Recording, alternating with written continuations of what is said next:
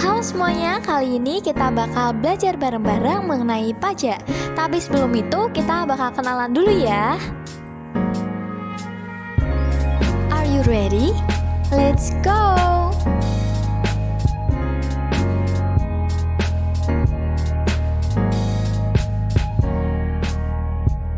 Halo, aku Elizabeth dengan nomor urut 14. Aku Gus Putriani dengan nomor presensi 24. Aku Feby dengan absen 29.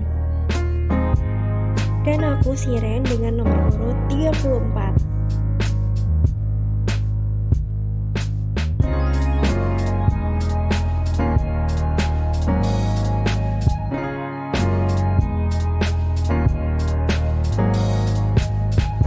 Pengertian pajak.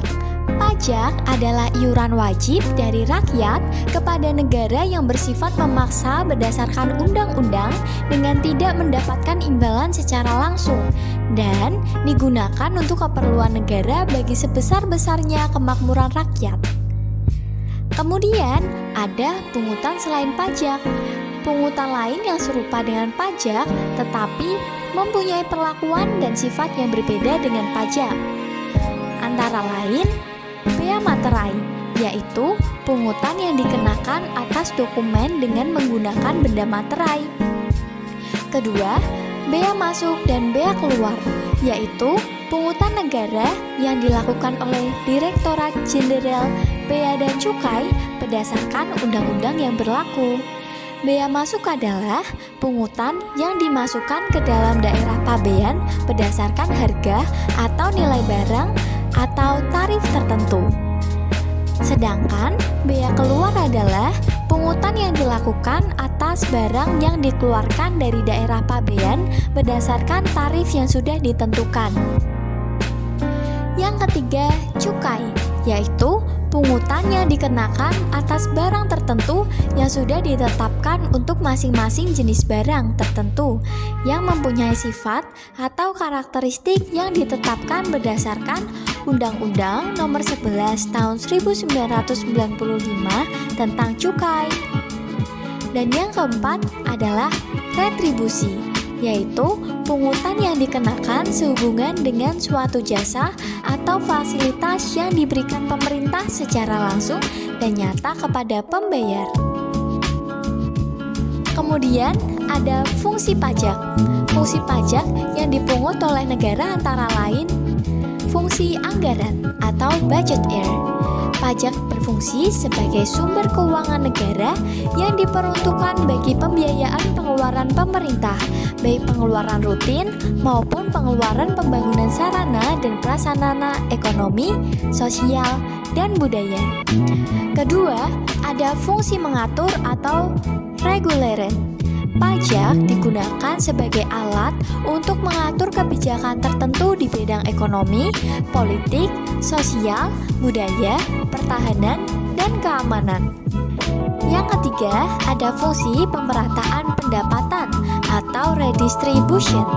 Pajak yang dipungut oleh negara selanjutnya akan dikembalikan kepada masyarakat dalam bentuk penyediaan fasilitas publik di seluruh wilayah negara Indonesia. Yang keempat, ada fungsi legalitas pemerintah atau representation.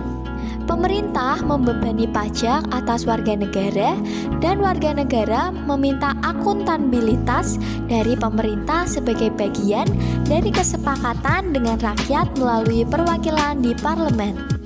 Dan yang terakhir, ada fungsi stabilitas. Pemerintah memiliki dana untuk menjalankan kebijakan yang berhubungan dengan stabilitas negara, sehingga inflasi dapat dikendalikan.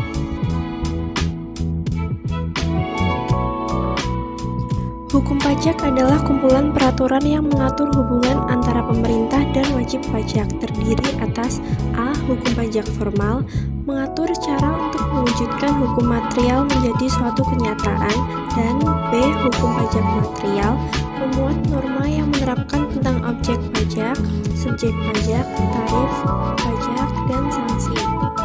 Perlawanan terhadap pajak dibedakan menjadi dua bagian, yaitu A. Perlawanan pasif dan B. Perlawanan aktif. Perlawanan pasif yaitu perlawanan pajak yang berkaitan dengan keadaan sosial ekonomi masyarakat karena kebiasaan-kebiasaan yang berlaku dalam masyarakat tersebut. Contohnya, masyarakat menyimpan uang di rumah atau dibelikan emas karena belum terbiasa dengan perbankan. Dan perlawanan aktif yaitu serangkaian usaha yang dilakukan oleh wajib pajak untuk tidak membayar pajak atau mengurangi jumlah pajak yang seharusnya dibayar. Kemudian ada jenis pemungutan pajak. Pajak di Indonesia dapat ditinjau berdasarkan sudut pandang antara lain. Yang pertama, berdasarkan lembaga pemungutannya, yaitu meliputi pajak pusat dan pajak daerah. Pajak pusat yaitu pajak yang dipungut oleh pemerintah pusat dan digunakan untuk membiayai rumah tangga negara pada umumnya. Sedangkan pajak daerah yaitu pungutan wajib yang dibayarkan penduduk suatu daerah tertentu kepada pemerintah daerah yang akan digunakan untuk kepentingan pemerintah daerah dan kepentingan umum. Di sini juga ada tata cara pemungutan pajak. 1. Dasar pengenaan pajak ada 3, yaitu A. Stelsel nyata atau rule stelsel. Stelsel nyata merupakan salah satu jenis pemungutan pajak yang didasarkan pada objek atau penghasilan yang diperoleh sesungguhnya.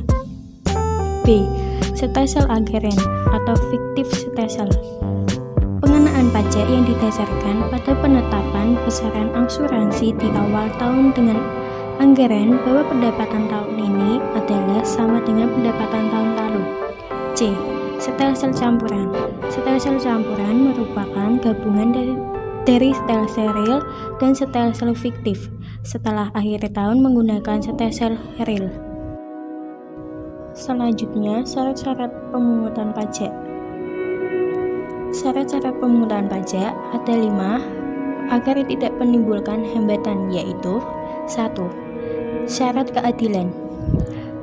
Syarat keadilan adalah pemungutan pajak harus adil sesuai dengan tujuan hukum, yakni mencapai keadilan undang-undang. Pelaksanaan pemungutan juga harus adil, yaitu dikenakan kepada orang pribadi sebanding dengan kemampuannya untuk membayar atau ability to pay pajak tersebut serta sesuai dengan manfaat yang diterimanya. Yang kedua, syarat yuridis. Syarat yuridis pemungutan pajak harus berdasarkan undang-undang karena bersifat dapat dipaksakan. Hak dan kewajiban wajib pajak maupun petugas pajak diatur di dalam syarat ini. Undang-Undang No. 6 Tahun 1983 yang telah diubah dengan UU No. 16 Tahun 2009 tentang ketentuan umum dan tata cara perpajakan memberi kesepakatan pada wajib pajak yang tidak puas untuk mengajukan keberatan dan banding. Undang-undang memberikan jaminan hukum untuk menyatakan keadilan baik bagi negara maupun warga. Yang ketiga, syarat ekonomis. Syarat ekonomis pemungutan pajak harus bisa menjaga keseimbangan kehidupan ekonomi dan tidak boleh mengganggu kelancaran kegiatan produksi maupun perdagangan agar tidak menimbulkan kelesuan perekonomian masyarakat. Keempat, syarat finansial. Syarat finansial pemungutan pajak harus efisien sesuai dengan fungsi budget air. Biaya pemungutan pajak harus dapat ditekan sehingga lebih rendah dari hasil penghasilannya. Kelima, sederhana. Sederhana, pemungutan harus sederhana agar memudahkan dan mendorong masyarakat dalam memenuhi kewajiban perpajakannya. Hierarki peraturan pajak. Dasar pemungutan pajak dibagi berdasarkan pihak yang menanggungnya dan sifat penanggungannya. Yang pertama ada berdasarkan pihak yang menanggungannya, dibagi menjadi pajak langsung dan pajak tidak langsung. Berdasarkan sifat pemungutannya dibagi menjadi 2, yaitu pajak subjektif dan objektif. Kemudian ada sistem pemungutan pajak dibagi menjadi 3, yaitu yang pertama Official Assessment System. Besarnya pajak ditentukan oleh Fiskus dengan mengeluarkan surat ketetapan pajak. Wajib pajak bersifat pasif. Tahapan-tahapan dalam menghitung dan memperhitungkan pajak yang terutang ditetapkan oleh Fiskus yang tertuang dalam surat keputusan pajak atau SKP. Wajib pajak baru aktif ketika melakukan penyetoran pajak terutang berdasarkan ketetapan surat keputusan pajak. Kedua, self-assessment system. Wajib pajak diberi kepercayaan untuk menghitung, membayar, dan melaporkan sendiri pajak yang terhutang oleh wajib pajak. Dan yang ketiga ada withholding tax system, yaitu pemungutan dan pemotongan pajak dilakukan melalui pihak ketiga berdasarkan PPh Pasal 21, PPh Pasal 22, PPh Pasal 23, dan pajak pertambahan nilai. Pemungutan pajak. Yang pertama, asas pemungutan pajak menurut Adam Smith pada tahun 1723 hingga 1790. Melalui bukunya An Inquiry into the Nature and Causes of the Wealth of Nation menerangkan 4 prinsip atau asas dalam pemungutan pajak. Asas-asas itu menukil materi edukasi pajak dari DJP. Disebut the Four Maxims, yang detailnya sebagai berikut. A. Asas kesamaan atau equality. Pemungutan pajak didasarkan pada keadilan yang mempertimbangkan keseimbangan antara kemampuan atau penghasilan wajib pajak dengan pajak yang harus dibayarkan, sehingga pemungutan pajak yang dilakukan harus adil serta tidak bersifat diskriminatif. B. Asas kepastian atau certainty. Pemungutan pajak yang harus dibayar harus jelas dan tidak mengenal kompromi, not arbitrary. Pemungutan pajak harus mencerminkan kepastian hukum seperti subjek, objek, besarnya pajak terutang, dan waktu pembayaran sehingga wajib pajak dapat melaksanakan kewajibannya. C. Asas ketepatan waktu atau convenience of payment. Pemungutan pajak dilakukan pada saat yang paling tepat dan baik bagi wajib pajak, yaitu sesaat setelah diterimanya penghasilan. D. Asas ekonomis atau efisiensi, yang disebut pula economic of collection. Pemungutan pajak mesti dilakukan sehemat atau seefisien mungkin dengan memperhitungkan biaya pemungutan pajak yang tidak lebih besar dari penerimaan pajak. Kemudian, menurut W.J. Langen, mengutip publikasi resmi dari Ditjen Pajak, berikut sejumlah asas pemungutan pajak menurut W.J. Langen. A. Asas daya pikul. Besar kecilnya pajak yang dipungut harus berdasarkan pada nilai penghasilan wajib pajak. Makin besar penghasilan wajib pajak, bertambah tinggi pula pajak yang dibebankan. B. Asas manfaat. Pajak yang dipungut oleh negara harus digunakan untuk kegiatan yang bermanfaat bagi kepentingan umum. C. Asas kesejahteraan. Pajak yang dipungut oleh negara digunakan untuk meningkatkan kesejahteraan rakyat. D. Asas kesamaan. Para wajib pajak dengan kondisi yang sama harus dikenakan pajak dalam jumlah yang sama pula. Dan E. Asas beban sekecil-kecilnya. Pemungutan pajak dengan kondisi yang sama harus dikenakan pajak dalam jumlah yang sama pula.